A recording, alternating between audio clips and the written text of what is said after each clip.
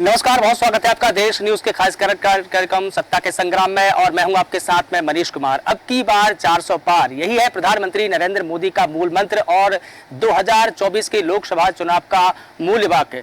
लेकिन बड़ा सवाल यह है कि दक्षिण भारत को जीतने से पहले क्या प्रधानमंत्री नरेंद्र मोदी 400 पार का आंकड़ा पार कर पाएंगे, क्योंकि अभी प्रधानमंत्री नरेंद्र मोदी दक्षिण भारत के जिन 5 राज्यों के दौरे पर है, वहां पर बीजेपी का वोट प्रतिशत की बात करें या लोकसभा सीटों की बात करें, वहां पर बेहद ही कम है। और इन तमाम सीटों को जीतने के लिए, तमाम राज्यों को जीतने के लिए प्रधानमंत्री नरेंद्र मोदी ने अब जंग छेड़ दी है और प्रधानमंत्री नरेंद्र मोदी 5 राज्यों के दौरे पर है। प्रधानमंत्री यहां पर एक के बाद एक रोड शो करेंगे और इन सीटों पर लगातार जनता को प्रभावित करेंगे और जनता से वोट की अपील करेंगे। तो हमारे साथ में इस मुद्दे पर बात करने के लिए तमाम मेहमान जुड़े हुए हैं। सबसे पहले आपको परिचय करवा देता हूं, हमारे पॉलिटिकल एडिटर प्रवास सक्सेना सर जुड़े हैं। सर, आपका मैं बहुत स्वागत करता हूं। हमारे साथ में दिनेश निगम सर जुड़े हैं। सर, आपका भी बहुत स्वागत करता हूं। हमारे साथ में विलक्षण सक्सेना सर जुड़े हैं। सर, आपका भी मैं बहुत स्वागत करता हूं। हमारे साथ में कल्पना शर्मा मैम जुड़ी है। मैम, आपका भी बहुत स्वागत करता हूं। और हमारे साथ में आर.के. शुक्ला सर भी जुड़े हैं। सर, आपका भी बहुत स्वागत करता हूं। सर, मैं आप ही से शुरू करता हूं कि प्रधानमंत्री नरेंद्र मोदी ने और बीजेपी ने 400 पार का इस बार नारा दिया है, लेकिन क्या दक्षिण भारत को जीते बिना ये आंकड़ा पार हो सकता है? कितनी बड़ी चुनौती है बीजेपी के लिए? सर देखिए, जैसे कि मोदी जी ने अभी 400 पार सीटें लाने का वादा किए का एक नारा दिया है। बिल्कुल बिल्कुल। अगर उस नारे को वो प्राप्त करना चाहते हैं तो उनको दक्षिण भारत की जो 5 राज्यों में आने वाली 129 सीट हैं, है ना, उनको कवर करना ही पड़ेगा। बिल्कुल। अब प्रश्न उठता है कि अभी तक इन 129 सीट में से भारतीय जनता पार्टी के पास कितनी सीटें हैं, या इन 5 राज्यों में से किन राज्यों में भारतीय जनता पार्टी का जनाधार है। बिल्कुल। तो उसमें सिर्फ और सिर्फ एक ही राज्य बचता है, कर्नाटक। बिल्कुल, जहां से उनको पिछली बार भी सीटें मिली थी। बिल्कुल। बाकी जो 4 राज्य हैं उनमें कुछ संभावनाएं नजर आ रही हैं तेलंगाना में। बिल्कुल बिल्कुल। तेलंगाना एक राज्य ऐसा है, लेकिन चूंकि वहां पे सीटें बहुत कम हैं। बिल्कुल। अब बीजेपी को 400 के ऊपर जाने के लिए जो 129 सीटें दक्षिण भारत की बचती हैं, उनको मेन फोकस उस पर करना पड़ेगा। बिल्कुल। अब इन 5 राज्यों में केरल आता है, जहां बीजेपी का जनाधार ना के बराबर है। दूसरे नंबर पे आंध्र प्रदेश आता है। बिल्कुल। तमिलनाडु है, तेलंगाना है और कर्नाटक है। बिल्कुल।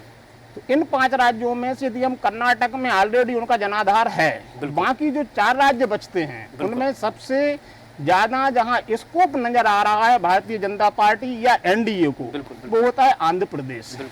आंध्र प्रदेश में टोटल सीटें हैं 25, क्योंकि बीजेपी का वहां जनाधार नहीं है और बीजेपी अपने दम पे या सिर्फ बीजेपी के दम पे उनको ज्यादा कुछ वहां प्राप्त होने वाला नहीं है। बिल्कुल। अब फिर इसके लिए वो क्या करें, तो मोदी जी ने अपने 17 मार्च से 3 दिन का दौरा निकाला दक्षिण भारत का। बिल्कुल।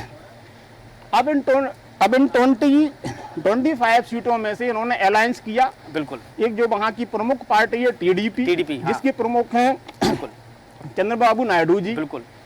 एक और अभी नई पार्टी का जन्म हुआ है, जो अभिनेता से अब राजनेता बने हैं, पवन कल्याण जी। बिल्कुल। उनकी पार्टी है जन विकास पार्टी। बिल्कुल। इन दोनों पार्टियों से भारतीय जनता पार्टी ने अलायंस किया है। बिल्कुल। शायद इनका सीटों का बंटवारा भी हो गया है। बिल्कुल। 4 सीट पर बीजेपी चुनाव लड़ रही है, 2 सीट पर जो वहाँ की नई पार्टी है जन सेवा पार्टी वो लड़ रही है। बाकी 17 सीटों पर वहाँ टीडीपी मुख्य पार्टी है। बिल्कुल।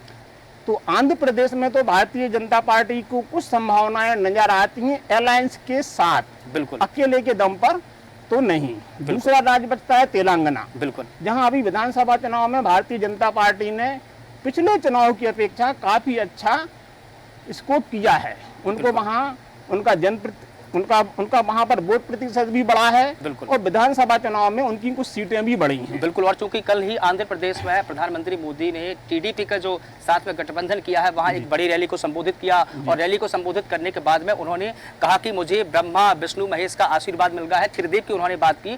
तो उनकी जब रैली हो रही थी तब वो विपक्ष को भी आड़े हाथ ले रहे थे। लेकिन क्या आपको लगता है कि वहाँ पर आंध्र प्रदेश में बीजेपी का वोट शेयर बहुत कम है, इस बार बढ़ेगा, सीटें बढ़ेगी?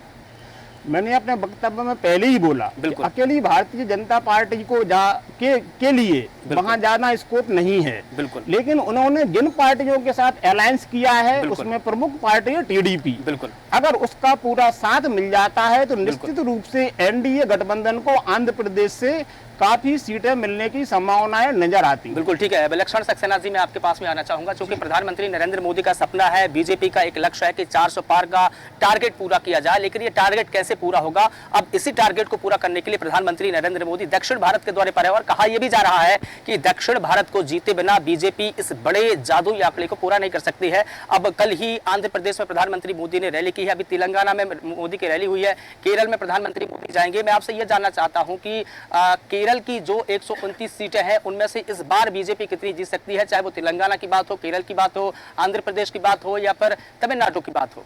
देखिए, सबसे पहले तो हमें ये अंडरस्टैंड करना पड़ेगा कि जैसे आपने बहुत राइटली पॉइंट आउट किया है बिल्कुल कि अगर हम मोदी जी चाहते हैं 400 की माला पहनना तो उन्हें दक्षिण भारत जीतना जरूरी है। लेकिन बीजेपी के लिए सबसे बड़ी समस्या अभी तक तमिलनाडु, आंध्र प्रदेश, इन सब राज्यों में आती क्या थी? यहाँ था इनका लीडरशिप का वैक्यूम। यहाँ से कोई प्रोमिनेंट लीडर्स अगर निकल के आते भी थे तो उनका जन आधार, वो जन नेता नहीं बन सके। फॉर एग्जांपल जब एमजीआर रहे तो वो प्रोमिनेंट थे, उनके बाद अगर जयललिता आई तो वो प्रोमिनेंट रहे, और ऐसे ही कई अलग अलग राज्यों से बड़े बड़े लीडर्स भी निकल के आए, चाहे वाईएसआर हो, चाहे अब जगन मोहन हो, चाहे चंद्रबाबू नायडू हो। अब लेकिन बीजेपी ने इस गलती को कह सकते हैं कि सुधार लिया है, क्योंकि सबसे पहली पैठ अगर आपको दक्षिण भारत से शुरू करनी है तो वो आती है तमिलनाडु से। बिल्कुल ठीक है। तमिलनाडु में बीजेपी की जो स्टेट चीफ है अन्नामलाई के, जो एक्स आईपीएस ऑफिसर है, उनका जो ग्राउंड पे वर्क रहा है वो जबरदस्त रहा है। बिल्कुल। सबसे पहली बात तो तमिलनाडु की पॉलिटिक्स और दक्षिण की पॉलिटिक्स को नॉर्थ की पॉलिटिक्स से एक बात पे सबसे बड़ा विभाजित किया जाता है। बिल्कुल। आमतौर पे ये माना जाता है कि अगर हिंदुत्व या रिलीजियस बेस्ड डिस्कशन अगर हम इन राज्यों में करते हैं तो वो उसको इतना सपोर्ट नहीं करते, क्योंकि वो मानते हैं कि रिलीजन के बेसिस पे बाइफर्केशन और डिस्कशन अनएजुकेटेड लोगों की चॉइस है। लेकिन अब वो धीरे धीरे विचारधारा भी अन्नामलाई जी ने अपनी जो यात्राएं की है, बेसिकली यहाँ पे मैं मेंशन करना चाहूंगा कि उनकी जो एन मक्कल करके जो उन्होंने एक यात्रा करी है, माई लैंड माई पीपल की, रामेश्वरम से तिरुपुर तक, इस यात्रा ने सबसे ज्यादा इस डिस्कशन को आगे बढ़ाया है। दूसरा ही उन्होंने जो आइडेंटिफिकेशंस किए हैं बीजेपी के बिहाफ पे साउथ की पॉलिटिक्स में, वो डायनेस्टी पॉलिटिक्स, करप्शन, ये दो सबसे बड़ी चीजें हैं जिसकी वजह से हम देख सकते हैं कि अन्नामलाई ने ग्राउंड लेवल पे भी बहुत जबरदस्त जन सपोर्ट वहां पे लिया। और इसी से जुड़ा एक और सवाल है, चूंकि आपने हिंदुत्व की बात कही तो प्रधानमंत्री नरेंद्र मोदी ने आज ही मातृशक्ति की बात कही है कि जो विपक्ष है वो मातृशक्ति का यहाँ पर माहौल उड़ा रहा है, लेकिन मैं मातृशक्ति को नमन करता हूँ और किसी भी हद तक उनके रक्षा के अधिकार के लिए मैं जा सकता हूँ, ये बयान उन्होंने दिया। तो क्या ये कहा जाए कि अब प्रधानमंत्री नरेंद्र मोदी, हालांकि उन्होंने खुद ही इसकी बागडोर अपने हाथों में संभाल ली है, तो क्या दक्षिण भारत में भी प्रधानमंत्री मोदी की अगुवाई में हिंदुत्व का उभार हो रहा है? देखिए, हिंदुत्व का उभार दक्षिण भारत में तो हमेशा ही रहेगा। आप हिस्टोरिकली देखें तो दिल्ली सल्तनत की जैसी पॉलिटिक्स उत्तर भारत में या मध्य भारत में उसका इंपैक्ट रहा, साउथ में कभी रहा ही नहीं। साउथ तो कहा ही जाता है, तमिलनाडु स्टिल आज भी रिकॉग्नाइज किया जाता है as a land of temples. और यहाँ पर हम एक बहुत स्ट्रेटेजिक चीज देखें जो बीजेपी ने एक डिस्कशन में रखी है।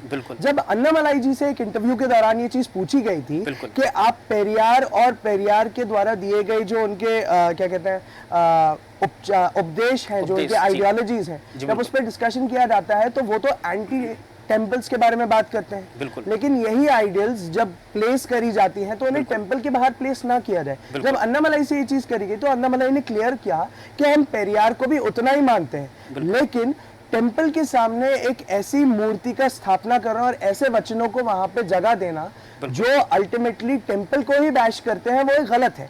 क्योंकि at the end of the day यहाँ पर वो रिकॉग्नाइज करते हैं कि किसी के रिलीजियस सेंटिमेंट्स को हर्ट नहीं होना चाहिए। तो यहाँ पर एक सामंजस्य बैठता हुआ दिखता है कि तमिलनाडु में अन्नामलाई की लीडरशिप के अंदर हिंदुत्व को भी आगे बढ़ रहा है, लेकिन तमिलनाडु की जो बैक द्रविडियन हिस्ट्री है जिसके बेसिस पे एक प्राउड स्टेट क्रिएट होता है, और यही द्रविडियन जो आइडियोलॉजी है जिसके बेसिस पे सारे दक्षिण भारत के स्टेट एक साथ मिलकर एक शक्ति के रूप में आते हैं, उनको यहाँ पे बैलेंस आउट करते हुए देखा गया है। तो यहाँ पर क्लेवरली इस चीज को अप्रोच करना अन्नामलाई की सबसे बड़ी यूएसपी बनती हुई दिखाई दी है।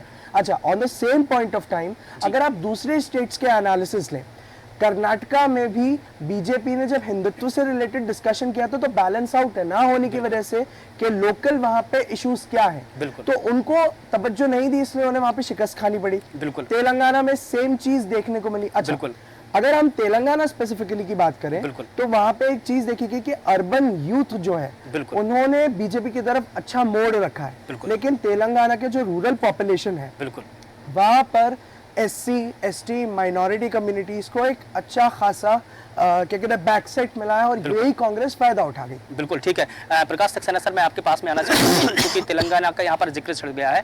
तेलंगाना में आज भी प्रधानमंत्री नरेंद्र मोदी ने एक बड़ी रैली की है और इस बड़ी रैली में उन्होंने मातृशक्ति का जिक्र किया है। उन्होंने कहा है कि मातृशक्ति का विपक्ष माखौल उड़ा रहा है, लेकिन हमने नारी बंधन अधिनियम के तहत महिलाओं को अधिकार देने की एक पहल की है और हम ये चाहते हैं कि आधी आबादी पूरा हक। तो क्या आपको लगता है कि जो 3% वोट शेयर है बीजेपी का वहां पर, वो बढ़ जाएगा इस बार?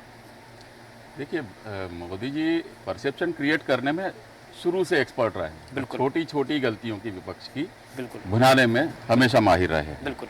आप कई मुद्दे देख लीजिए। दूसरी चीज, वो घुसपैठ करने में माहिर हैं। वो विरोधी विचारधारा में भी घुसपैठ करके फिर धीरे धीरे अपनी जगह बना के विरोधियों को वहां से ध्वस्त कर देते हैं। जैसे आप जम्मू कश्मीर में देख लें, मुफ्ती जो महबूबा मुफ्ती के साथ उन्होंने किया, लोगों ने बहुत आलोचना की कि आप तो उनकी आलोचना करते थे, पर वहां घुस गए। पर इनकी रणनीति रहती है कि किसी भी तरह वहां पहले अपनी घुसपैठ बनाए, धीरे धीरे अपनी विचारधारा को फैलाए।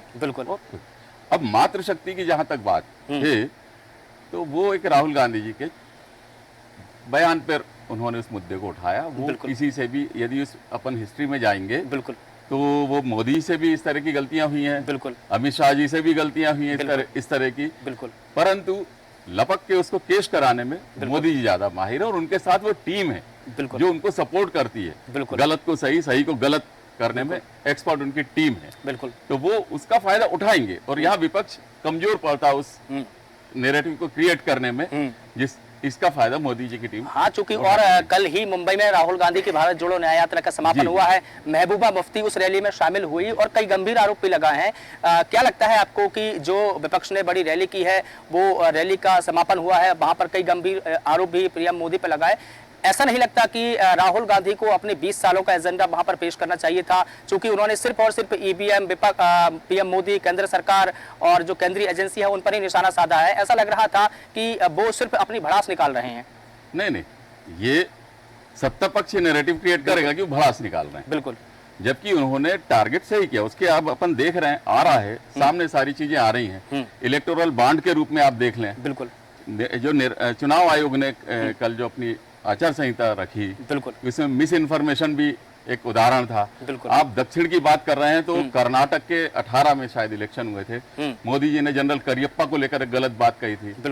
जनरल थमैया और करियप्पा जी को लेकर बात कही, वो उन्होंने भाषण दिया और निकल गए। यहाँ वोट डल गए, उसके बाद सफाई आ रही कि ये तो गलत तथ्य थे। लेकिन आप पंजाब में देखें, आप गुजरात में देखें, मनमोहन सिंह जी को पाकिस्तान से कनेक्ट कर दिया था, बाद में संसद में माफी मांगी। तो ये जो रणनीति इनकी है, एक मिस इन्फॉर्मेशन से वोटों को अपने पक्ष में डलवाना, इस रणनीति में विपक्ष बिल्कुल कमजोर नजर आ रहा है। बड़ा सवाल ये है, कमजोर है। वो जब तक मोदी जी बोल के जाते हैं तब तक वो इतिहास की किताबें पलटते हैं, उसमें सही क्या है गलत क्या है वो ढूंढने में लगे रहते हैं। तो विपक्ष के पास अच्छे प्रवक्ताओं की टीम की कमी है जो इसको तुरंत उसको रिप्लाई कर पाए। बिल्कुल।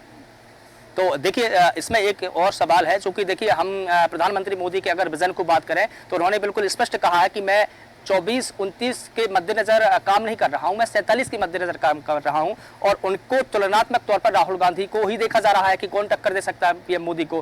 तो विपक्ष की तरफ से राहुल गांधी को खड़ा किया गया है, लेकिन कल का हमने उनका पूरा भाषण सुना, पूरा एनालिसिस किया उनका, तो हमने ये कहीं नहीं पाया कि उनका एजेंडा क्या है, उनका मुद्दा क्या है। वो सिर्फ और सिर्फ केंद्रीय एजेंसियां और उन पर ही बरसते रहे। बिल्कुल, वो फेल भी तो उसी पे हो रहे हैं ना। आज विपक्ष किसी सुनवाई के लिए ईडी के ऑफिस में जाने में इसलिए डरता कि वहां से वापस आएंगे कि नहीं आएंगे। बिल्कुल, ये हमने अभी तक के इतिहास में इस तरह का वो नहीं देखा कि किसी विपक्षी को उठाया, मुख्यमंत्री पद पे बैठा हुआ व्यक्ति वो डरा हुआ है ईडी के ऑफिस में जाने कि हम वहां ऑफिस में जा रहे हैं, वापस आ पाएंगे कि नहीं आ पाएंगे वहां से। तो लोगों में डर है, विपक्ष में डर है। आप वही सत्ता पक्ष के लोग हैं, उनपे भी आरोप हैं, लेकिन उनके पास उतनी तलखी से, उतनी जल्दीबाजी से कार्रवाई नहीं हो रही है, तो एजेंसी को दुरुपयोग लगता है। ये इलेक्टोरल बॉन्ड ने भी ये इस बात को एक्सपोज किया। बिल्कुल। अब आप देखिए कि इलेक्टोरल बॉन्ड के फैसले में जो 5 जजों की पीठ थी उसमें जस्टिस खन्ना ने क्या कहा था कि ये मनी लॉन्ड्रिंग एक्ट की तरह है। बिल्कुल। तो क्या इस जो इलेक्टोरल बॉन्ड की राशि थी क्या ईडी को जब्त करना थी? बिल्कुल। क्योंकि जब सर्वोच्च न्यायालय ने उसको अवैध बता दिया, बिल्कुल, उस राशि का अभी भी प्रयोग हो रहा है। बिल्कुल। क्या उस पे जांच चालू हुई? बिल्कुल। क्या ईडी के इसमें आरोप लगे कि ईडी की रेट पूरा डेटा नहीं आ पाएगा, जब तक पूरा नहीं डेटा आ पाएगा तब तक इस बात को बिल्कुल कहना बिल्कुल मुश्किल है। इस तारीख को ईडी की रेट पड़ी, इस तारीख को इनकम टैक्स की रेट पड़ी, बिल्कुल, और इस समय इलेक्टोरल बॉन्ड खरीदे, तो क्या ये मनी लॉन्ड्रिंग नहीं है? बिल्कुल। इसकी जांच ईडी को तुरंत एक्शन में नहीं आना बिल्कुल, चाहिए क्योंकि था। सुप्रीम कोर्ट ने आज भी एसबीआई को इस मामले को लेकर फटकार लगाई है। सुप्रीम कोर्ट ने ये कहा कि 21 मार्च तक एसबीआई को इलेक्टोरल बॉन्ड का पूरा डेटा देना होगा और न्यूमेरिकल जो नंबर है उसको भी ओपन करना होगा, और उनको एक एफिडेविट की बात की है जो एसबीआई को रोक रही है। बिल्कुल ठीक है, बिल्कुल ठीक है, ये मुद्दा नहीं है। कल्पना शर्मा जी, मैं आपके पास में आना चाहूंगा, क्योंकि अगर दक्षिण भारत की यहाँ पर बात छिड़ी है, दक्षिण भारत का मुद्दा छिड़ा है। केरल की अगर बात की जाए तो केरल में बीजेपी का एक भी सांसद नहीं है, एक भी लोकसभा सीट नहीं है, लेकिन वहां पर वोट शेयर की अगर बात की जाए तो 15% बीजेपी के पास है वोट शेयर है। कांग्रेस की अगर बात की जाए तो कांग्रेस के वहां पर 15 सांसद है और 47.4% कांग्रेस का वहां पर वोट शेयर है। लेकिन क्या आपको लगता है कि प्रधानमंत्री मोदी की रैली के बाद में इस वोट शेयर में उछाल आएगा? क्या सीटें बढ़ेगी वहां पर? क्योंकि राहुल गांधी खुद वहां से केरल से सांसद है, वायनाड की सीट से सांसद है। देखिए, सबसे बड़ी बात यह है कि बीजेपी जिस तरह से एक सबसे बड़ी जो हमारे साथ नेगेटिव पॉइंट चल रहा था, दक्षिण भारत में सबसे बड़ा बीजेपी के लिए जो बैठता भाषा, क्योंकि हिंदी बेल्ट एक तरह से वो हिंदी भाषी लोगों को अलग तरह से वो करते थे, लेकिन जिस तरह से इन्होंने स्टेट में जाके अपनी बात कैंपेनिंग के थ्रू अपनी बात रखने की कोशिश करी, हर स्टेट के लिए अलग अलग स्कीम लेके आए, करोड़ों रुपए का उनको किसी न किसी चीज़ के रूप में फंड देने की काम किया। तो ये कहीं ना कहीं मोदी जी ने काफ़ी लंबे समय से विजन को समझा और उस तरह से काम किया। वहीं अन्य जो पार्टी है वो यही सोच करके बैठी है कि हमको दक्षिण भारत में ही किस तरह से सीटें हासिल है। इनका बाकी स्टेट बाकी राज्यों में उतना फोकस नहीं है, लेकिन इनका पूरे देश में फोकस है कि हमको यहाँ से सीट बढ़ा के मिलनी चाहिए। यही एक अंतर है बीजेपी और अन्य पार्टी को लेकर। एक सबसे बड़ी बात आप ये देखिए, जिस तरह से कल का स्टेटमेंट जिसको लेकर के अभी डिस्कशन चल रहा था, जिस तरह से शक्ति की बात की, उसको सनातन से जोड़ करके जिस तरह से प्रेजेंट करने की कोशिश की राहुल गांधी ने, वो कहीं ना कहीं चाहे आप इसको डिनाई कर लीजिए या आप कुछ भी कर लीजिए, शब्दों का चयन बहुत मायने रखता है। और शब्द किस तरह से होते हैं, क्योंकि देखिए अगर आप किसी व्यक्ति विशेष को लेकर कोई टिप्पणी करते हैं, कोई कुछ बात कहते हैं तो अलग बात होता है। आप पूरे समुदाय को लेकर शक्ति का अर्थ दो तरह से लगाया जाता है, चाहे नारी शक्ति को लेकर कर लीजिए या फिर आप हमारी आदि शक्ति को लेकर कर लीजिए, तो कहीं ना कहीं आप शब्दों का क्या चयन कर रहे हैं। दूसरा, अन्य पार्टियां जिस तरह से अपना विजन मिशन लेकर के आगे बढ़ रही है, आप देखिए जब हम युद्ध में जाते हैं हम क्या करते हैं, युद्ध में अपने हथियार लेकर जाते हैं, जो बीजेपी करती है। बीजेपी के अपने हथियार है, वो नई नई तरह की मिसाइलें और सब चीज़ें लेकर के मैदान में उतरती है। वहीं अगर अन्य पार्टियों की बात करूँ, उनके पास सिर्फ पार्टी से जो बीजेपी जो हथियार अपनी जो शस्त्र जिस तरह से दाग रही है, सिर्फ उसका बचाव करने के अलावा अपनी कोई ऐसे अस्त्र शस्त्र नहीं है जिससे वो बीजेपी को घेर सके। ये एक बहुत बड़ा ड्रॉबैक है। लेकिन राहुल गांधी ने कल के ही रैली में ये कहा है कि अगर हमारी सरकार केंद्र में आती है तो हम प्रत्येक महिला को प्रति साल में 1 लाख रुपए देंगे, और यही योजना उन्होंने 2019 के जो लोकसभा चुनाव था तब भी उन्होंने न्याय योजना लेकर आए थे, उसमें भी 72,000 रुपए देने की बात कही थी, लेकिन अब इसकी राशि उन्होंने बढ़ा दी है। तो अगर राहुल गांधी ये बात कह रहे हैं कि महिलाओं के सम्मान में हम भी है, हम 1 लाख रुपए देंगे, तो क्या ये बड़ा स्टेटमेंट नहीं है उनका, और ये क्या महिलाओं के लिए बड़ी योजना नहीं है? इसमें आप अगर ये कहते हैं बड़ी योजना है या नहीं है, सिर्फ खाली एक मिशन को लेकर आप अगर आगे बढ़ने की बात करते हैं, जनता के बीच आपका मैसेज कैसे कन्वे होता है। एक तरफ शक्ति की बात इस तरह से कह देते हैं, दूसरी तरफ आप कहते हैं कि हम फलानी चीजें दे देंगे, लेकिन उसको किस तरह से आप प्रेजेंट करने वाले हो, किस तरह से जनता के बीच जाएगा, महिलाओं को किस तरह से उसका लाभ मिलने वाला है, ये बहुत सारी चीजें ऐसी होती है। बीजेपी जो बात कहती है वो करने में देरी नहीं करती। और ये सबसे बड़ी बात यह है कि इतना लंबा समय हो गया, आप इससे पहले हर बार के इलेक्शन 2014 के बाद आते हैं, उसके बाद भी आज तक आप स्ट्रेटेजी वाइज उस तरह से अपने आप को प्रेजेंट नहीं कर पा रहे हैं। आज भी कोई ना कोई चुनाव नीति के ऐसे स्टेटमेंट देते हैं जिससे आप फंसते हैं, आप अपनी कमजोरी अच्छे से जानते हो कि अपने आप को साधने की कोशिश नहीं करते, और यही बीजेपी फायदा उठाती है। बिल्कुल ठीक है। दिनेश निगम सर, मैं आपके पास में आना चाहूंगा।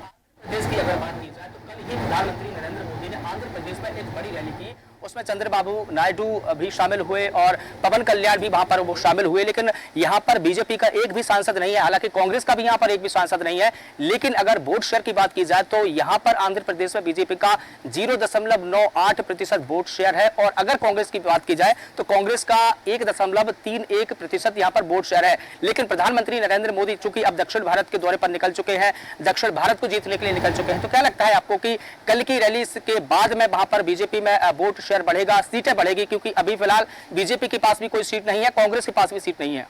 निगम सर, क्या है कि यात्रा का इसमें कोई बुराई नहीं किया जाता।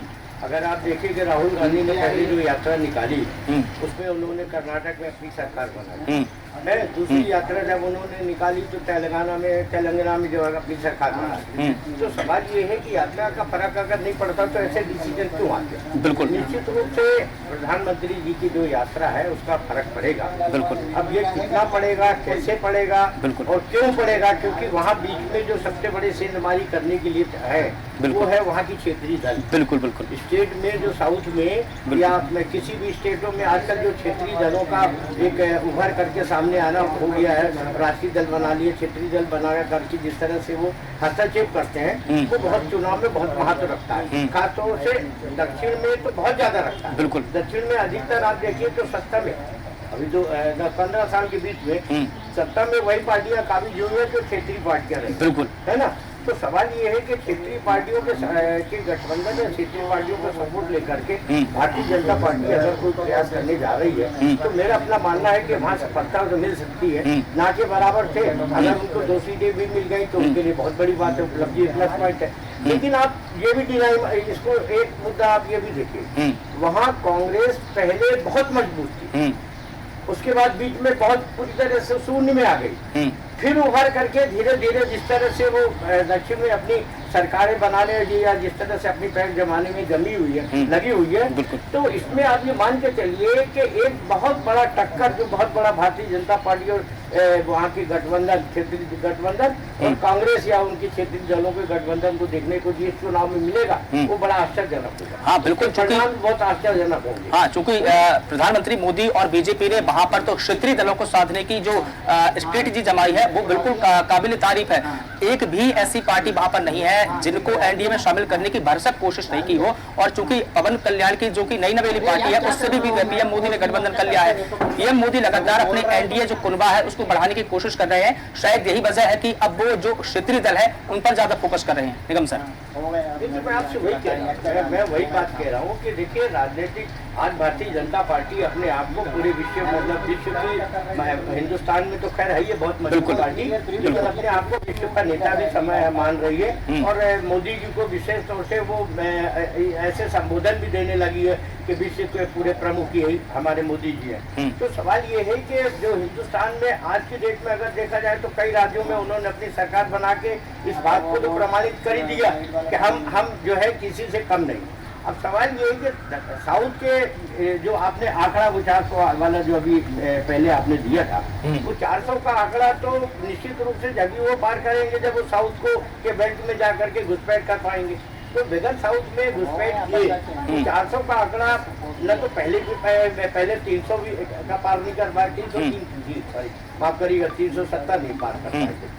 तो सवाल ये है कि कहने और करने में अंतर बहुत होता है। मेरा मानना ये है कि मोदी जी जिस तरह से वहाँ अपना प्रचार प्रसार कर रहे हैं, आपको याद होगा इसके पहले जब बिहार का चुनाव, अभी का चुनाव नहीं, इसके पहले का जो चुनाव हुआ उसमें मोदी जी ने कहा था 20,000 करोड़ का पैकेज की घोषणा करी थी। 20 लाख करोड़ सर, 20,000 करोड़ के पैकेज की घोषणा करी थी 20 लाख सर, ये 20 लाख करोड़ का जी विधानसभा के चुनाव में जी। लेकिन भारतीय जनता पार्टी वहाँ सफल नहीं हुई और नीतीश जी जाकर के दोबारा मुख्यमंत्री बन गए। बिल्कुल। तो नीतीश जी ने जाकर के प्रधानमंत्री को याद दिलाया। बिल्कुल। जब वो हो गया उस समय भारतीय जनता पार्टी के सहयोग से सरकार नहीं बनी, अभी उन्होंने बनाई। तो उन्होंने जाकर के प्रधानमंत्री जी से कहा कि आपने 20,000 करोड़ की घोषणा करी थी हमारे बिहार के लिए, तो कम से कम उसमें कुछ नहीं तो 10-20 करोड़ 1,000 करोड़। तो सवाल ये है कि लाली बात दिखाना अपनी जगह है कि हम इतना ये कर देंगे वो कर देंगे और लेकिन सवाल ये है कि उसके बाद जीतने हारने के बाद भी अगर अपनी बात में कोई कायम रहता है तो जनता उस पर भी बहुत ध्यान देती है। बिल्कुल सही कहा, बिल्कुल सर आपने, चूंकि प्रधानमंत्री मोदी और बीजेपी सरकार लगातार अपनी बात पर कायम रहते हुए एक के बाद एक जो उन्होंने अपने इलेक्शन मैनिफेस्टो में जो मुद्दे शामिल किए थे उनको सॉल्व करती जा रही है, चाहे वो धारा 370 का मुद्दा हो, चाहे राम मंदिर का मुद्दा हो, नारी शक्ति वंदन अधिनियम हो, तमाम ऐसे मुद्दे जो बीजेपी ने अपने 2014 से लेकर 19 तक के इलेक्शन मैनिफेस्टो में शामिल किए थे वो लगातार एक के बाद एक उन मुद्दों को सॉल्व करती जा रही है। हमारे साथ में हमारे पॉलिटिकल एडिटर प्रभात सक्सेना सर जुड़े हैं। चूंकि सर कर्नाटक की यहाँ पर बात हुई तो कर्नाटक में आपको बता दूं कि कर्नाटक ही एक ऐसा राज्य है दक्षिण भारत का जहां पर बीजेपी की स्थिति सबसे ज्यादा मजबूत है। यहाँ 28 लोकसभा सीटें हैं जिनमें से 25 लोकसभा सीटें बीजेपी के पास में है और अगर यहाँ पर वोट शेयर की बात की जाए तो 51% सबसे ज्यादा, चाहे वहां के क्षेत्रीय दल है उनसे भी ज्यादा बीजेपी के पास में वोट शेयर है, लेकिन कांग्रेस के पास में सिर्फ एक सीट है यहाँ पर और 32% यहाँ पर वोट शेयर है। तो यहाँ कर्नाटक का क्या कुछ समीकरण बन रहा है और बीजेपी इस बार क्या 28 की 28 सीटें वहां पर जीत पाएगी? चूंकि मध्य प्रदेश में 29 का नारा दिया है तो शायद वहां भी 28+ का पीएम मोदी ने नारा दिया है और कल की रैली में भी उन्होंने इस बात का जिक्र किया है कि कर्नाटक में हम 28 की 28 सीटें जीतेंगे। सर देखिए मनीष, 129 लोकसभा क्षेत्र में 120 घंटे का जो प्रधानमंत्री का सफर है, बिल्कुल, और बहुत तूफानी बिल्कुल, वो एकमात्र ऐसे नेता है इस समय हिंदुस्तान में जो हमेशा चुनाव के मूड में रहते हैं और हमेशा बच्चा इस तरह से होमवर्क करता है उसके बाद एग्जाम में जाता है तो होमवर्क उनका बराबर चलता रहता है।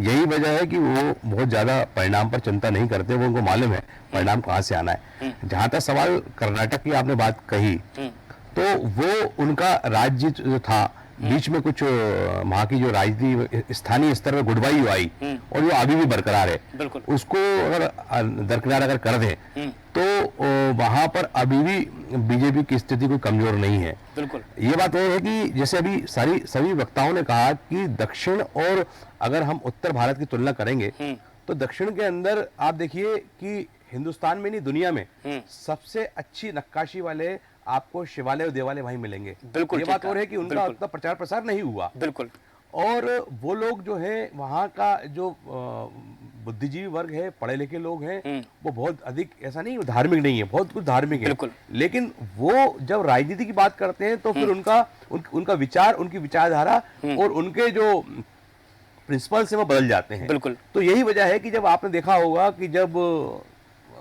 दक्षिण की हम बात करते हैं तो अधिकांश लोग कहते हैं कि रामचंद्र जी को भी जो है जब वो रावण से लड़ाई करना पड़ी थी, बिल्कुल, तो उसका उदाहरण देते हैं कि काफी कुछ मेहनत करना पड़ी और ऐसे ही आसानी से ही उनने रावण में विजय प्राप्त नहीं कर ली।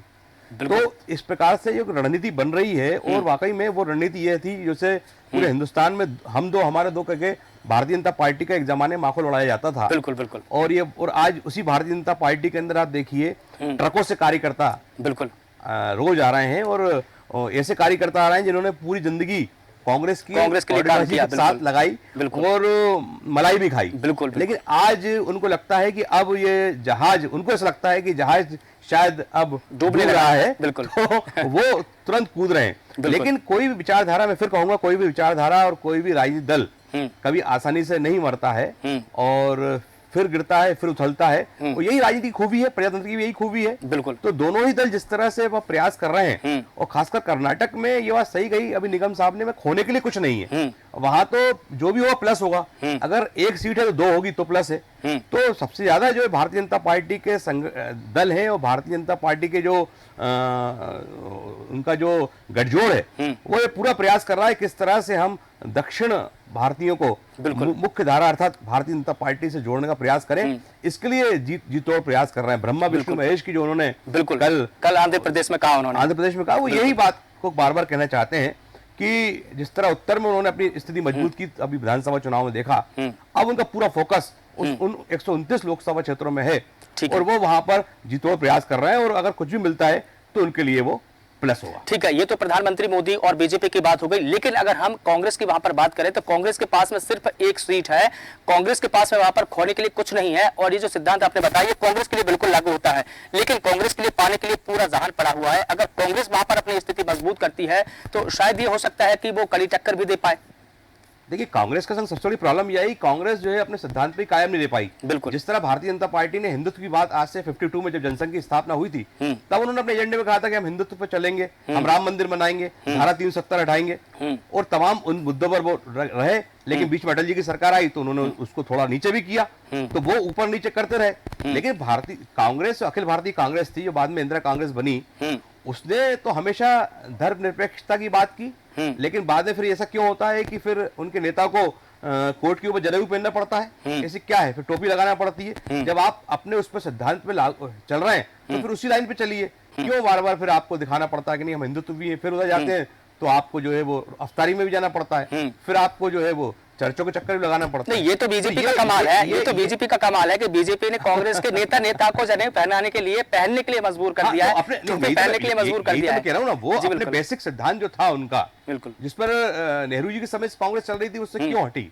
है ना? तो इसकी वजह इसलिए यहाँ के भी नहीं रहे, वहां के भी नहीं रहे, बीच की स्थिति में है। और अभी भी वो जनता को बताना चाह रहे हैं कि नहीं हम आप ही के साथ में हैं। फिर उन्होंने मुद्दे छोड़कर दूसरे मुद्दे पकड़ लिए, वो अपने सिद्धांतों पर अड़े नहीं रह पाते, बिल्कुल, क्योंकि नीति और नेतृत्व तो कहीं ना कहीं कमजोर है। देखिए सर, चाहे या ना चाहे बीजेपी के रास्ते पर कांग्रेस चली ही रही है, चाहे वो इस बात को मानती हो या ना मानती हो। क्योंकि देखिए हमने जब संसद के अंदर नारी शक्ति वंदन अधिनियम जब पेश किया जा रहा था, उस पर डिबेट चल रही थी, तब भी हमने देखा कि कांग्रेस ना करते हाँ करने लगी, कांग्रेस ने इस पर सहमति दी। लेकिन हम ये कहना चाहते हैं कि अगर कांग्रेस यही करना चाहती है तो वो अपने एजेंडे में क्यों शामिल नहीं करती है? आर के शुक्ला सर, मैं आपके पास में आना चाहूंगा। जैसे कि सक्सेना सर ने बताया कि कांग्रेस अपने मूल मुद्दों से भटक गई, क्या लगता है आपको? देखिए, अभी जो वर्तमान राजनीति को यदि हम मूल रूप में आंकें तो उसके लिए भारतीय जनता पार्टी की जो ताकत है, बिल्कुल, हमें उस तरफ ध्यान देना चाहिए। बिल्कुल, मेरी नजर में भारतीय जनता पार्टी की जो रथ है उसके 4 घोड़े हैं। पहला घोड़ा है उनका, वो है हिंदुत्व, बिल्कुल, और सबसे बड़ा घोड़ा है वो, सबसे बड़ा घोड़ा है, नो डाउट। सेकंड जो घोड़ा है उनका, वो है राष्ट्रीयता, बिल्कुल, ठीक है, राष्ट्रवाद, बिल्कुल। तीसरा जो उनका घोड़ा है वो आ जाता है उनका जन संगठन या उनकी अपनी पार्टी का संगठन, बिल्कुल। और जो चौथा और सबसे महत्वपूर्ण घोड़ा है ना, जिसके पीछे पूरी हिंदुस्तान की जनता दौड़ रही है, उसको आप जन कल्याणकारी योजनाएं बोलें या लुभावनी या प्रलोभन की स्कीमें बोलें, ये 4 घोड़े हैं जिस पे सवार होकर भारतीय जनता पार्टी 2014 से लेके आज तक कंटिन्यू विभिन्न प्रांतों में, विभिन्न राज्यों में, विभिन्न प्रकार के चुनावों में विजय प्राप्त करती आ रही है। बिल्कुल। अगर विपक्षी पार्टियों को भारतीय जनता पार्टी का सामना करना है तो इन 4 जो उनके बेसिक एलिमेंट या उनके रथ के घोड़े हैं, बिल्कुल बिल्कुल, उनसे बेटर विकल्प जनता के सामने पेश करना पड़ेगा। लेकिन वो विकल्प क्या होंगे, ये बड़ा सवाल है। डेफिनेटली विकल्प हैं जी। अब विकल्प के लिए सबसे पहले आती है विचारधारा, बिल्कुल, क्योंकि ये बात बिल्कुल सत्य है, कांग्रेस कितनी भी नीचे क्यों ना उसको सीट पहुंच जाए, लोकसभा की सीटें मिले या ना मिले, बिल्कुल, अगर कोई राष्ट्रीय पार्टी है तो वो सिर्फ और सिर्फ कांग्रेस है, और वो ही भारतीय जनता पार्टी का विकल्प बन सकती है, और है भी, क्योंकि उससे बड़ी विपक्षी पार्टी कोई है भी नहीं फिलहाल। वही बोला, बिल्कुल। अब उनके लिए जो उनकी बेसिक नीतियां हैं और नेतृत्व, दो चीजें हैं, नीतियां भी हैं और नेतृत्व भी है। मुझे लगता है कि शायद पिछले 25-30 साल से कांग्रेस पार्टी में प्रदेश स्तर पे हो या राष्ट्रीय स्तर पर हो, सबसे बड़ी कमी जो दिखाई गई या जो पाई गई वो रहा उनके नेतृत्व में, कि उन्होंने ना तो अपना नेतृत्व को कभी भी पैनी धार दी या कभी नेतृत्व बदलने का प्रयास किया। यही हमारे प्रदेश में भी हुआ। बिल्कुल बिल्कुल। 25-30 साल से आप वही चेहरे देख रहे हो, जब भी होती है वो चेहरे नजर आते हैं। बिल्कुल। दूसरी सवाल आता है कि कांग्रेस अपनी बात को जनता के बीच में क्यों नहीं पहुंचा पाती। शायद यहाँ जो माननीय पैनलिस्ट हैं वो मेरी बात से एग्री नहीं करेंगे, बिल्कुल, बट मेरा ये मानना है कि आपने कभी भी देखा हो, जब भी कांग्रेस पार्टी की कोई भी राष्ट्रीय प्रेस कॉन्फ्रेंस होती है, उनमें उनके राज्यसभा के मेंबर दिखाई देते हैं, क्योंकि वो जनता के लिए जवाबदेह नहीं है।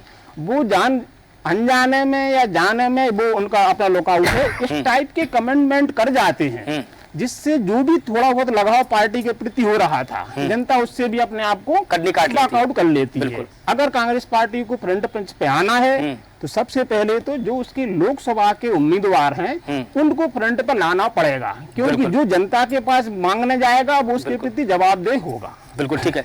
विलक्षण सक्सेना जी, मैं आपके पास में आना चाहूंगा। दंड कथाएं चलती है भारत की राजनीति में, जो दक्षिण भारत पर विजय हासिल करेगा, फतेह हासिल करेगा, वो दिल्ली के तख्त ताज पर बैठ जाएगा। पीएम मोदी इस विजय रथ को लेकर के अब दक्षिण में निकल चुके हैं। 129 लोकसभा सीटों का टारगेट है। 29 सीटें पिछली 2019 के लोकसभा चुनाव में मिली। अब आंकड़ा जो है और जो जहां फाइट है 100 सीटों की है। आपको क्या लगता है कि इन 100 सीटों में से बीजेपी कितनी जीत पाएगी और कितनी सीटों पर आगे बढ़ पाएगी? देखिए, इससे पहले हम ये डिसाइड करें कि बीजेपी कितनी जीतेगी या क्षेत्रीय पार्टियों का क्या समीकरण रहेगा, ये जानना जरूरी है कि कभी भी राष्ट्रीय स्तर की दूसरी पार्टी जो उत्तर भारत में अपना ओरिजिन ट्रेस करती हैं, वो दक्षिण भारत में किन किन बातों से रुकती है और क्या आइडियोलॉजीज हैं जिसकी वजह से अगर वो रहती भी है केंद्र सरकार में तो दक्षिण भारत में भी पैठ क्यों नहीं बना पाती। इसका सबसे बड़ा एक रीजन ये निकल के आता है कि अगर आप ध्यान से देखें, तमिलनाडु, आंध्र प्रदेश और केरला, ये 3 ऐसे स्टेट्स हैं, अतिरिक्त ऑफ कोर्स इसके अलावा तेलंगाना और क्या कहते हैं हमारे अदर स्टेट्स भी आते हैं दक्षिण भारत के, कर्नाटका जैसे, ये हिंदुस्तान की जीडीपी में सबसे ज्यादा मेजरली कंट्रीब्यूट करते हैं। लेकिन इनको इन रिटर्न जो एक एलोकेशंस होते हैं, इनको सबसे कम बेनिफिट्स मिलते हैं। सबसे ज्यादा अगर आप देखें भाजपा सरकार के जीएसटी के बाद जो सबसे प्रोमिनेंट विरोध हुए थे वो दक्षिण भारत में ही हुए थे और तमिलनाडु ने उसमें सबसे ज्यादा लीड किया था, क्योंकि ये वो स्टेट्स हैं जिनके स्टेट जीएसटी और स्टेट टैक्सेस से जो आय होती है उसी से सेल्फ बेसिस पे उन्होंने सारे डेवलपमेंट्स किए थे। जब हम नॉर्मली उत्तर भारत के एक प्रोमिनेंट अगर आप कंपैरिजन देखें, एक चार्ट और स्टैटिस्टिक्स को अगर मैं बेसिकली रिकॉल कर सकता हूं तो हर 100 रुपए जो एक स्टेट कंट्रीब्यूट करता है थ्रू डायरेक्ट और इनडायरेक्ट टैक्सेस से, उसके रिटर्न में उसके ऊपर कितना खर्च किया जाता है, इससे आप डिटरमाइन कर सकते हैं कि वो स्टेट का कंट्रीब्यूशन क्या है। सो लेट्स से कि अगर एक पर्टिकुलर स्टेट 100 रुपीज देता है और उसको इन रिटर्न कितना मिलता है, उससे उसका जीडीपी कंट्रीब्यूशन कितना है। तो जैसे महाराष्ट्र सिर्फ 27 रुपए वापस अपने पास उसके बेनिफिट रिसीव करता है, वहीं बिहार से अगर 100 रुपए आते हैं तो उसके 227 रुपए उसको मिलते हैं। तो मतलब बिहार में डेवलपमेंट ज्यादा फोकस किया जाता है। तमिलनाडु जैसे स्टेट्स में आज भी सबसे ज्यादा प्रोमिनेंटली लड़ाई जो लड़ी जाती है वो यही है कि जीएसटी कलेक्शन के बाद जो एलोकेशंस होते हैं उनको डिले क्यों किया जाता है, उन्हें रोका क्यों जाता है।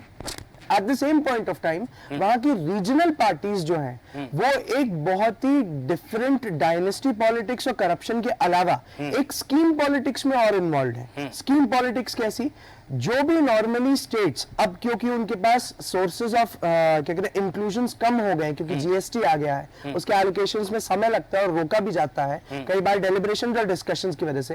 अब वहां पे स्कीम्स की रीब्रांडिंग की एक पॉलिटिक्स चल गई है, यानी केंद्र सरकार द्वारा दी गई जो योजनाएं हैं उनको स्टेट गवर्नमेंट रीब्रांड करके अपने द्वारा फ्लोट करती है। जो डीएमके, अगर हम तमिलनाडु स्टेट की बात करें तो डीएमके के लिए एक बहुत बड़ा क्या कहते हैं प्लस पॉइंट बनता है और इसको बीजेपी काउंटर कर रही है वहां पे। वहीं on the other hand Kerala में कभी भी बीजेपी अपना पैठ क्यों नहीं बना पाई या कांग्रेस भी अपना पैठ क्यों नहीं बना पाई, क्योंकि वहां पे एक डिफरेंशिएशन आता है कि उनका जो एक्सपोर्ट रिलेटेड कंट्रीब्यूशन है, यहां तक आज भी स्पेशलाइज्ड मंडीज या क्या कहते हैं स्पाइस बोर्ड, कार्डमम बोर्ड जो होते हैं, इनमें भी केरला का जो कंट्रीब्यूशन रहता है वो हम सब जानते हैं कितना है, लेकिन फिर भी उसके अंदर के हुए करप्शंस, वहां के किसानों को प्रॉपराइज स्कीम्स मिलना, इवन खाद इन जैसी चीजों के लिए भी जो एक प्रॉपर सपोर्ट दूसरी गवर्नमेंट्स दे सकती हैं, देती हैं, वो इनको नहीं मिल पाता केंद्र सरकार से और राज्य सरकारें इसको नहीं वहन कर पाती। इसलिए वहां के लोकल लोगों में ये सेंटिमेंट्स है कि जो पार्टियां नॉर्मली हमारा उत्थान नहीं देख सकती, उन पार्टियों का हम हमारे स्टेट्स में आने नहीं देंगे। अच्छा, जहां तक बात की आपने बात की, लेकिन केरल में तो सबसे ज्यादा कांग्रेस के सांसद है, 15 सांसद है, इसके बावजूद भी वहां पर आपने बताया कि वहां पर इलीगेशन पार्टीज वगैरह लगाती हैं, इसलिए वोट शेयर नहीं, लेकिन वोट शेयर कांग्रेस का तो है। आपने एक और कहा, एक और बात यहाँ चलती है कि केंद्र सरकार पर हमेशा ये आरोप लगे कि उत्तर भारत की बजाय दक्षिण भारत पर अधिक ध्यान नहीं दिया जाता है और जो ज्यादा कंट्रीब्यूट दिया जाता है वो उत्तर भारत को दिया जाता है। इस पर भी मैं आपकी टिप्पणी चाहूंगा। देखिए, इसमें एक यहाँ पर स्पेशलाइज चीज आ जाती है जो कि बीजेपी पॉलिटिक्स और अभी तक जो हम कांग्रेस की पॉलिटिक्स देखते हैं इसमें फर्क आया। सिर्फ कांग्रेस जब तक रही पावर में सेंटर में, तब तक वो कोहेलेशन को हमेशा कंसिडरेशन देती रही। तभी आप देखते रहे होंगे कि कई बार यूनियन मिनिस्टर्स साउथ से निकल के आते थे, कानी मोजी जैसे जो मिनिस्टर्स निकल के, ए राजा निकल के आते थे, पी चिदम्बरम रहे फाइनेंस मिनिस्टर। रीजन क्या होता था कि किसी भी स्टेट में अगर आपको अपनी पैट और वोट शेयर भी अगर इंक्रीज करना है, उस स्टेट से जीते हुए लोगों को मिनिस्टर बनाना भी एक बहुत बड़ा उस स्टेट के लिए कंसिडरेशन होता है। फॉर एग्जाम्पल अगर मैं आपको दूं, दक्षिण भारत का एग्जाम्पल नहीं है, लेकिन ममता बनर्जी जब रेल मिनिस्टर थी तब उन्होंने रेल के द्वारा जो बंगाल का उत्थान किया, उसी के कारण वो उसकी चीफ मिनिस्टर अब इतने सालों तक रही। जहां तक रही पी चिदम्बरम, तो पी चिदम्बरम और इनकी जो पूरी डायनेस्टिक पॉलिटिक्स ये उनको बेनिफिट करती रही। तो कांग्रेस क्या करती थी कि उनका वहां वोट शेयर आज भी जिंदा इसलिए है क्योंकि जब कोएलिशन में वो सरकार बनाते थे वो कंसिडरेशन आपकी जी का प्रकाश सक्सेना सर आपके पास में आना चाहूंगा, क्योंकि यहाँ पर तमाम बातें चली कांग्रेस को लेकर के जो बात चल रही है कि कांग्रेस में नीति और नियंत्रण और नेतृत्व में कमजोर है, क्या कहेंगे आप? नहीं, बिल्कुल सही बात है। इसमें मैं पहले पिछली बार को बोल दूं, विषय से भटका नहीं था। बिल्कुल वो शिकायत थी विपक्ष की, जो राहुल गांधी आरोप लगा रहे थे कि संस्थाओं का और ये वो।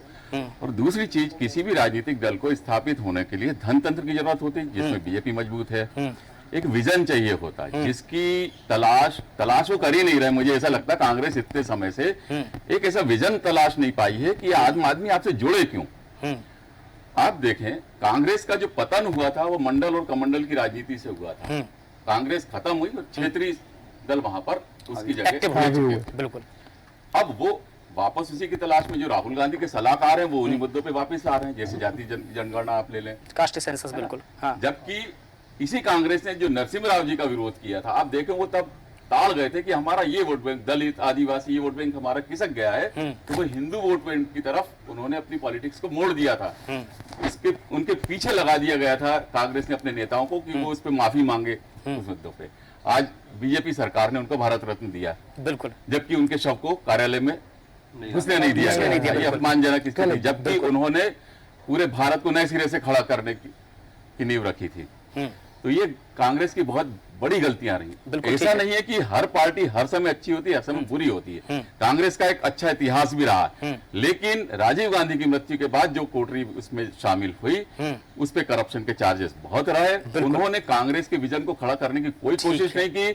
आज जब कांग्रेस बुरे दौर में है तो वही लोग कांग्रेस को छोड़ छोड़ के बीजेपी में जा रहे हैं। जैसे वो पहले बीजेपी की मानसिकता की थे, वो उसका विरोध कर रहे थे, पर उस विचारधारा में शामिल हो गए। कल्पना शर्मा जी, मैं आपके पास में आना चाहूंगा, अब समय का अभाव है इसलिए सबका थोड़ा थोड़ा समय देना पड़ेगा। कल्पना शर्मा जी, आपके पास मैं ये जानना चाहूंगा कि जिस प्रकार से प्रधानमंत्री मोदी ने दक्षिण में त्रिदेव का एक नारा दिया और स्त्री शक्ति की वहां पर बात की, नारी बंधन अधिनियम की उन्होंने बात की, क्या लगता है आपको कि ये मुद्दे वहां पर कारगर साबित हो पाएंगे?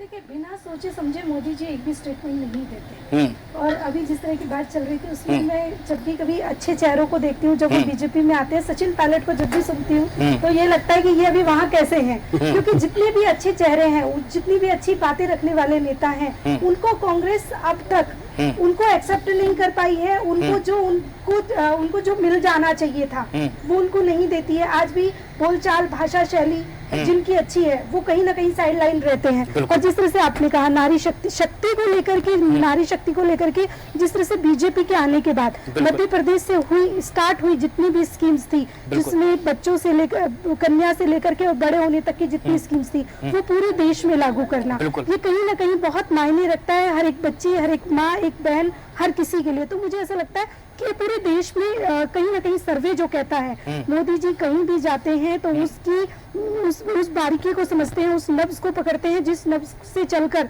वो उस सत्ता की सीढ़ी को हासिल मंजिल पर पहुंच सके। तो ये कहीं ना कहीं बहुत सोच समझ के एक एक स्टेटमेंट दिया जाता है और उन्हीं के चलते आने वाला जो मिशन है, देखिए 370 400 पार की हम बात करते हैं, लेकिन उन्होंने अपने जो एजेंडे में शामिल किया है वो 370 किया, क्योंकि 370 एक ऐसा पॉइंट है जो कहीं ना कहीं आम लोगों को भी कनेक्ट करता है 370 धारा से जोड़ करके। तो बहुत सोच समझ के अपनी जो जितनी सीट्स उनको चाहिए और वो कनेक्ट किस तरह से हो, बहुत छोटी छोटी बातों पे, माइनर चीजों पे काम किया जाता है। और संगठन की भूमिका देखिए, मोदी जी सत्ता में आने से पहले जिस तरह से संघ से जुड़े हुए व्यक्ति हैं, संघ की पकड़ उनको थी, जनता के बीच रह करके जिस तरह से जाके उन्होंने लोगों से बात की, लोगों को समझा, वो कहीं ना कहीं आज उनकी नीति बनाने में काम आ रहा है, उसी को लेकर के वो आगे बढ़ रहे हैं। बिल्कुल ठीक है। निगम सर, मैं आपके पास में आना चाहूंगा, चूंकि समय का अभाव है। बीजेपी का एजेंडा और नीति बिल्कुल स्पष्ट है, लेकिन कांग्रेस का मुद्दा बिल्कुल गौड़ नजर आ रहा है, क्या कुछ कहेंगे आप?